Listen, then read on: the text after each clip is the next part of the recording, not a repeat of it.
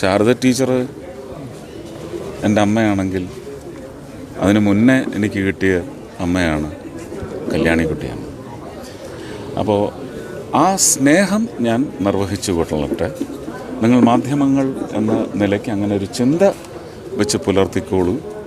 വൈകുന്നേരം ചർച്ചയ്ക്ക് വിഷയമാക്കിയെടുത്ത് അത് കച്ചവടമാക്കിയെടുക്കണമെങ്കിൽ അതും ചെയ്തുകൊള്ളൂ. പക്ഷേ എന്നെ അതിൻ്റെ മെറ്റീരിയൽ ആക്കരുത്. ഞാൻ ഇന്ന് ആ കപ്പാസിറ്റിയിലാണ് എത്തിയിരിക്കുന്നത്. അത് പക്ഷേ പത്മ ചേച്ചിക്കോ മുരളിച്ചേട്ടനോ ഒന്നും അത് തടയാനൊക്കത്തില്ല. അതുകൊണ്ട് എനിക്കത് ഈശ്വരൻ അരുളി ചെയ്തു തന്ന അനുഗ്രഹമായി കരുതി നിർവഹിച്ചിരിക്കുന്നു. ആ വികാരത്തെ മലിനപ്പെടുത്തരുത്. അങ്ങനെ നിങ്ങൾ ചെയ്താൽ എൻ്റെ കുടുംബത്തിൻ്റെ വികാരത്തെയാണ് മലിനപ്പെടുത്തുന്നത്. നമസ്കാരം. EK നായനാർക്ക് ശേഷം ഏറ്റവും കൂടുതൽ കേരളത്തിൻ്റെ മുഖ്യമന്ത്രി കസേരയിൽ ഇരുന്ന് കേരളം ഭരിച്ചത്, കേരളം ലീഡർ എന്ന ആദരവോടുകൂടി വിളിച്ചിരുന്ന K കരുണാകരൻ തന്നെയാണ്. മാളയുടെ സ്വന്തം കരുണാകരൻ, തൃശ്ശൂരിൻ്റെ സ്വന്തം കരുണാകരൻ എന്നൊക്കെയാണ് അദ്ദേഹത്തെ വിശേഷിപ്പിച്ചിരുന്നത്. തൃശ്ശൂരിലാണ് K കരുണാകരൻ അന്ത്യവിശ്രമം കൊള്ളുന്നത്. K കരുണാകരൻ്റെ സ്മൃതി കുടീരത്തിന് തൊട്ടടുത്ത് തന്നെ അദ്ദേഹത്തിൻ്റെ പ്രിയ പത്നി കല്യാണിക്കുട്ടി അമ്മയുടെയും സ്മൃതി കുടീരം ഉണ്ട്. സാധാരണ കോൺഗ്രസ് നേതാക്കളും കരുണാകരൻ്റെ വിശ്വസ്തരായ ആളുകളും അല്ലെങ്കിൽ കക്ഷി രാഷ്ട്രീയ ഭേദമന്യേ കരുണാകരനെ ഇഷ്ടപ്പെടുന്നവരുമെല്ലാം അദ്ദേഹത്തിൻ്റെ സ്മൃതി ദിനത്തിൽ കരുണാകര സ്മൃതി കുടീരത്തിലെത്തി പുഷ്പാർച്ചന നടത്താറുണ്ട്. എന്നാൽ ഇക്കഴിഞ്ഞ ലോക്സഭാ തെരഞ്ഞെടുപ്പിനോടനുബന്ധിച്ച് സുരേഷ് ഗോപി കരുണാകരൻ്റെ സ്മൃതി കുടീരം സന്ദർശിക്കുന്നതുമായ ഒരു വാർത്ത പ്രചരിച്ചപ്പോൾ കണ്ട ആളുകൾക്കെല്ലാം കയറിയിറങ്ങി നിരങ്ങാനുള്ളതല്ല എൻ്റെ അച്ഛൻ്റെ സ്മരണ കുടീരം എന്നാണ് തൃശ്ശൂരിൽ ലോക്സഭാ സ്ഥാനാർത്ഥിയായി മത്സരിച്ച് തോറ്റ KPCCയുടെ സമുന്നതനായ നേതാവ് K മുരളീധരൻ പറഞ്ഞത്. കരുണാകരൻ കേരളത്തിൻ്റെ മുഖ്യമന്ത്രിയായിരുന്നു, കേരളീയരുടെ മുഖ്യമന്ത്രിയായിരുന്നു, ഭാരതത്തിൻ്റെ വ്യവസായ വകുപ്പ് മന്ത്രിയായിരുന്നു, ഭാരതത്തിൻ്റെ മന്ത്രിയായിരുന്നു.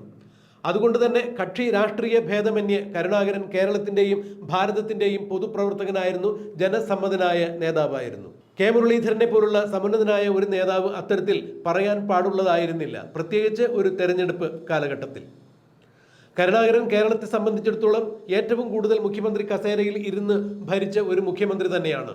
ഒരു മുഖ്യമന്ത്രി എന്ന രീതിയിൽ, ഒരു പൊതുപ്രവർത്തകൻ എന്ന രീതിയിൽ രാഷ്ട്രീയ കക്ഷി മത ജാതി ഭേദമന്യേ നിരവധി സൗഹൃദങ്ങൾ കരുണാകരനുണ്ടായിരുന്നു. അതുതന്നെയായിരുന്നു കരുണാകരൻ്റെ എക്കാലത്തെയും കരുത്തും. കേരളത്തിൽ ഐക്യജനാധിപത്യ മുന്നണി എന്നൊരു സംവിധാനം രൂപം കൊടുത്തതും അതിൻ്റെ പിതാവായി അറിയപ്പെടുന്നതും K കരുണാകരൻ തന്നെയാണ്. അദ്ദേഹത്തിൻ്റെ ജാതി മത രാഷ്ട്രീയ കക്ഷി ഭേദങ്ങൾക്ക് ഉപരിയുള്ള ബന്ധത്തിന് അല്ലെങ്കിൽ സൗഹൃദത്തിന് മാതൃകയായി UDFനെ കണക്കിലെടുക്കാൻ സാധിക്കും. അതായത് ഐക്യജനാധിപത്യ മുന്നണിയെ കണക്കിലെടുക്കാൻ സാധിക്കും. സമൂഹത്തിൽ ഇതുപോലെ തന്നെയായിരുന്നു. അദ്ദേഹത്തിന് കക്ഷി ജാതി രാഷ്ട്രീയ മതഭേദമെന്നെ ഒത്തിരി സൗഹൃദങ്ങൾ ഉണ്ടായിരുന്നു. ഇത്തരം ആളുകൾ കരുണാകരൻ്റെ സ്മൃതി കുടീരത്തിലെത്തി പുഷ്പാർച്ചനകൾ നടത്താറുണ്ട്.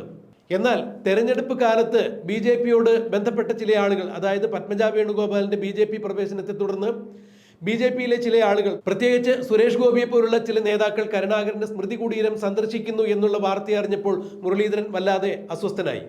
അച്ഛൻ്റെ സ്മൃതി കുടീരത്തിൽ അങ്ങനെ കണ്ടവർക്ക് കയറി നിറങ്ങാനുള്ള ഒരു ഇടമായി അതിനെ കാണരുത് ആരും എന്നാണ് അന്ന് മുരളീധരൻ പറഞ്ഞത്. എന്നാൽ അത്തരം കൽപ്പനകളെയെല്ലാം തൃണവൽ ഗണിച്ചുകൊണ്ട് അഥവാ കാറ്റിൽ പറത്തിക്കൊണ്ട് ഇന്ന് തൃശ്ശൂരിൻ്റെ സ്വന്തം MP ആയ, തൃശ്ശൂരിൻ്റെ സ്വന്തം മന്ത്രിയായ കേന്ദ്രമന്ത്രി സുരേഷ് ഗോപി കരുണാകരൻ്റെ മകൾ പത്മജ വേണുഗോപാലിനോടൊപ്പം കരുണാകരൻ്റെ സ്മൃതി കുടീരത്തിലും കല്യാണിക്കുട്ടിയമ്മയുടെ സ്മൃതി കുടീരത്തിലും എത്തി പുഷ്പാർച്ചന നടത്തിയിരിക്കുന്നു. കരുണാകരൻ സാറിൻ്റെ കുടുംബവുമായി എനിക്ക് നേരത്തെ ബന്ധമുണ്ട്, സൗഹൃദമുണ്ട്. ഞാൻ രാഷ്ട്രീയ ഗുരുവരനായിട്ടാണ് കരുണാകരനെ കണ്ടിരിക്കുന്നത് എന്നാണ് സുരേഷ് ഗോപി പറഞ്ഞത്. മുൻ മുഖ്യമന്ത്രിയായിരുന്ന കരുണാകരനും അദ്ദേഹത്തിൻ്റെ പ്രിയപത്നി കല്യാണിക്കുട്ടിയമ്മയുമെല്ലാം നമ്മളെ വിട ചൊല്ലി പിരിഞ്ഞപ്പോൾ അവരെ യാത്ര അയക്കുവാൻ വേണ്ടി എനിക്ക് എത്താൻ സാധിച്ചില്ല എന്നാണ് സുരേഷ് ഗോപി ഇന്ന് സ്മൃതി കുടീരത്തിൽ പുഷ്പാർച്ചനയ്ക്ക് ശേഷം മാധ്യമപ്രവർത്തകരെ കണ്ടപ്പോൾ പറഞ്ഞത്. എന്നാൽ 2019 തെരഞ്ഞെടുപ്പിനോടനുബന്ധിച്ച് കരുണാകരൻ്റെ സ്മൃതി കുടീരത്തിലെത്തി പുഷ്പാർച്ചന ചെയ്യുവാൻ താൻ അനുവാദം ചോദിച്ചിരുന്നു പത്മചേച്ചിയോട്. എന്നാൽ പത്മചേച്ചി അത് വേണ്ട സുരേഷ് എന്ന് തന്നെയാണ് പറഞ്ഞത്. കാരണം രാഷ്ട്രീയ നിലപാടുകളിൽ അത് ഒരുപാട് പ്രശ്നങ്ങൾ സൃഷ്ടിക്കും, അതുകൊണ്ട് അത്തരം ഒരു ഉദ്യമത്തിന് ഇപ്പോൾ മുതിരണ്ട എന്നാണ് അന്ന് പത്മചേച്ചി പറഞ്ഞത്. എന്തുകൊണ്ടാണ് ഇത്തരത്തിൽ ആളുകൾ പ്രതികരിക്കുന്നത് എന്ന് മനസ്സിലാകുന്നില്ല. ന്യൂഡൽഹിയിലെ രാജ്ഘട്ടിൽ മഹാത്മാഗാന്ധിയുടെ സ്മൃതി കുടീരത്തിൽ കക്ഷി രാഷ്ട്രീയ ഭേദമന്യേ ധാരാളം നേതാക്കളും പ്രവർത്തകരും വിശ്വാസികളുമെല്ലാം പുഷ്പാർച്ചന നടത്താറുണ്ട്. രാഷ്ട്രീയ പ്രവർത്തകർ അല്ലെങ്കിൽ മന്ത്രിമാരൊക്കെ രാജ്യത്തിൻ്റെ പൊതു സ്വത്താണ്. ഇവരെ സ്മരിക്കുന്നതിന് രാഷ്ട്രീയം ഒരു ഘടകമായി മാറാൻ പാടില്ല, വിലങ്ങുതടിയായി മാറാൻ പാടില്ല എന്നുള്ളതാണ് കേരളത്തിൻ്റെ സംസ്കാരം അഥവാ ഭാരതത്തിൻ്റെ സംസ്കാരം. സുരേഷ് ഗോപി കേന്ദ്രമന്ത്രിയായി സത്യപ്രതിജ്ഞ ചെയ്തതിന് ശേഷം കേരളത്തിലേക്കുള്ള ആദ്യ വരവിൽ കണ്ണൂരിൽ മുൻ മുഖ്യമന്ത്രിയായിരുന്ന ഇ കെ നായനാരുടെ പത്നി ശാരദ ടീച്ചറെ സന്ദർശിച്ചിട്ടുണ്ടായിരുന്നു. ശാരദ ടീച്ചറുടെ വീട്ടിൽ സുരേഷ് ഗോപി സന്ദർശനം നടത്തിയതിനെയും CPM-ലെ സമന്നതനായ നേതാവ് MP ജയരാജൻ വളരെ മോശമായ ഭാഷയിൽ തന്നെ പ്രതികരിച്ചിട്ടുണ്ടായിരുന്നു. സുരേഷ് ഗോപിയെ ഇ കെ നായനാരുടെ വീട്ടിൽ നിന്നും ചവിട്ടി പുറത്തേക്കേണ്ടതായിരുന്നു, എന്നാൽ ഞങ്ങളുടെ സംസ്കാരം അതല്ലാത്തതിൻ്റെ പേരിൽ ഞങ്ങളത് ചെയ്തില്ല എന്നാണ് MP ജയരാജൻ മാധ്യമങ്ങളെ കണ്ടപ്പോൾ പറഞ്ഞത്. ഇത് എന്ത് തരത്തിലുള്ള അസഹിഷ്ണുതാ മനോഭാവമാണ് എന്ന് മനസ്സിലാക്കാൻ സാധിക്കുന്നില്ല. ഒരു രാഷ്ട്രീയക്കാരൻ വിരുദ്ധ രാഷ്ട്രീയ ചേരിയിലുള്ള ഒരു നേതാവിനെയോ അദ്ദേഹത്തിൻ്റെ വീട്ടുകാരെയോ സന്ദർശിക്കുന്നതിൽ എന്താണ് ഇത്ര അപരാധമായിട്ടുള്ള കാര്യം? എന്താണ് അക്ഷന്തവ്യമായിട്ടുള്ള ഒരു തെറ്റാകുന്നത്? എങ്ങനെയാണ്? നമ്മുടെ രാഷ്ട്രീയക്കാർ ഇപ്പോഴും സാംസ്കാരിക അവബോധം തൊട്ടു തീണ്ടാത്ത ആളുകളാണ് എന്നുള്ളതാണ് ഇതിൽ നിന്നും മനസ്സിലാക്കേണ്ടത്. എന്തായാലും കല്യാശ്ശേരിയിൽ നായനാരുടെ വീട്ടിൽ സുരേഷ് ഗോപി എത്തിയതിനെ കുറിച്ച് നായനാരുടെ പ്രിയപത്നി ശാരദ ടീച്ചർ വളരെ സന്തോഷത്തോടു കൂടിയാണ് സംസാരിച്ചത്. സുരേഷ് ഗോപി ഞങ്ങളുടെ കുടുംബ സുഹൃത്താണ്, വല്ലപ്പോഴുമൊക്കെ ഞങ്ങളുടെ വീട്ടിൽ വരാറുണ്ട്, നായനാരുള്ളപ്പോഴും വന്നിട്ടുണ്ട്, അദ്ദേഹം അവരോടൊപ്പം ഭക്ഷണം കഴിച്ചിട്ടുണ്ട്, കൂടുതൽ നേരം വീട്ടിലിരുന്ന് സൗഹൃദത്തിൽ ഏർപ്പെട്ടിട്ടുണ്ട് എന്നുള്ള കാര്യങ്ങളെല്ലാം ശാരദ ടീച്ചർ പറഞ്ഞപ്പോൾ ശാരദ ടീച്ചറിനും ഇ കെ നായനാരുടെ കുടുംബത്തിനും ഇല്ലാത്ത എന്ത് പതിത്തമാണ് MP ജയരാജൻ സുരേഷ് ഗോപിക്ക് കൽപ്പിക്കുന്നത് എന്ന് മനസ്സിലാകുന്നില്ല. ഇത് തന്നെയാണ് കെ മുരളീധരനും ഈ തെരഞ്ഞെടുപ്പ് കാലത്ത് പറഞ്ഞത്. കണ്ടവർക്ക് കയറിയിറങ്ങി നിരങ്ങാനുള്ള സ്ഥലമല്ല എൻ്റെ അച്ഛൻ്റെ സ്മൃതി കുടീരമെന്ന്.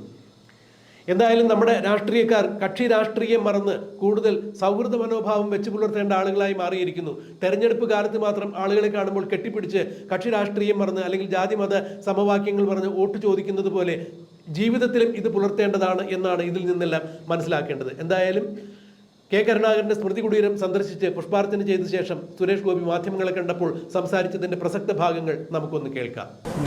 ലീഡർ ശ്രീ കരുണാകരൻ,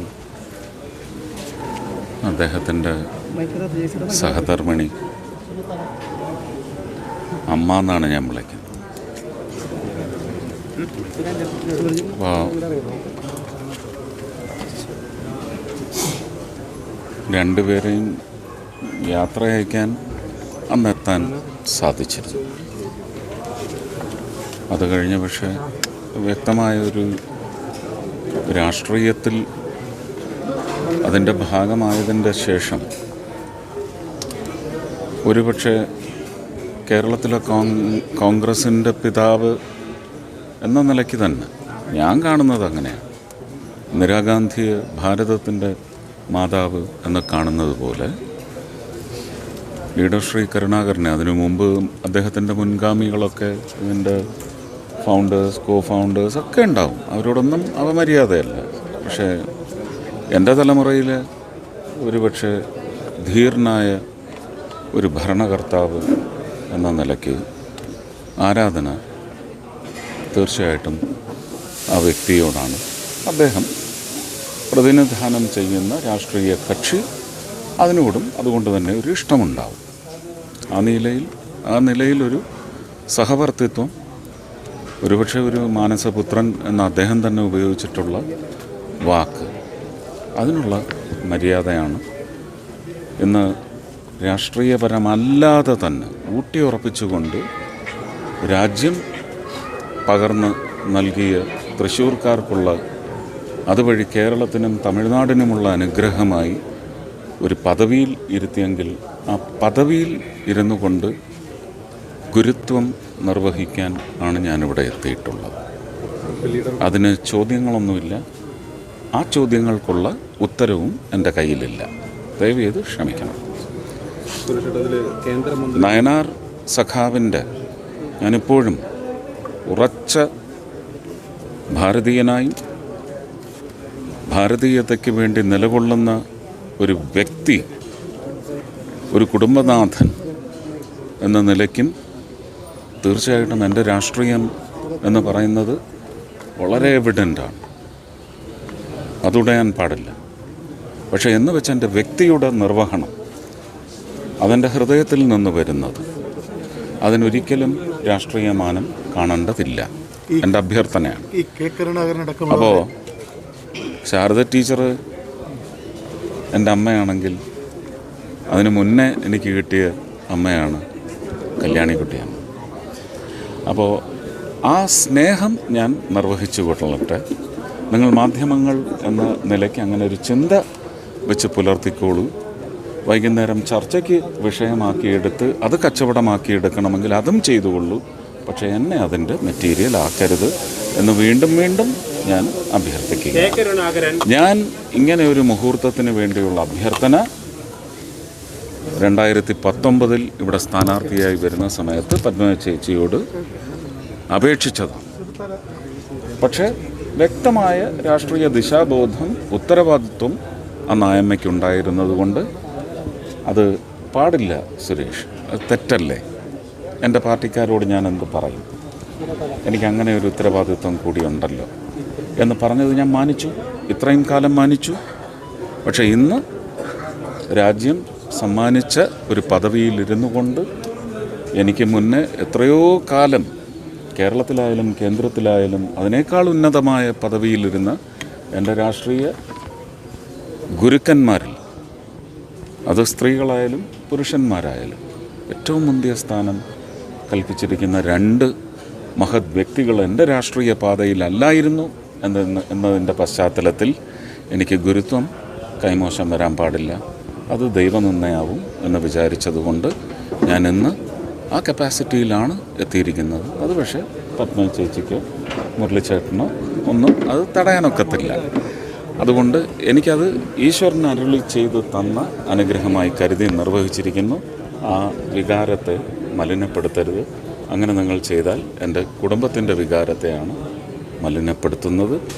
എനിക്ക് ഇതിനുള്ള അനുവാദം സർവാത്മന തന്നിട്ടുള്ള എൻ്റെ പാർട്ടി അണികളുടെ വികാരത്തെയാണ് നിങ്ങൾ അവഹേളിക്കുക. അതുകൊണ്ട് ദയവ് ചെയ്ത് അതിന് മുതിരരുത്.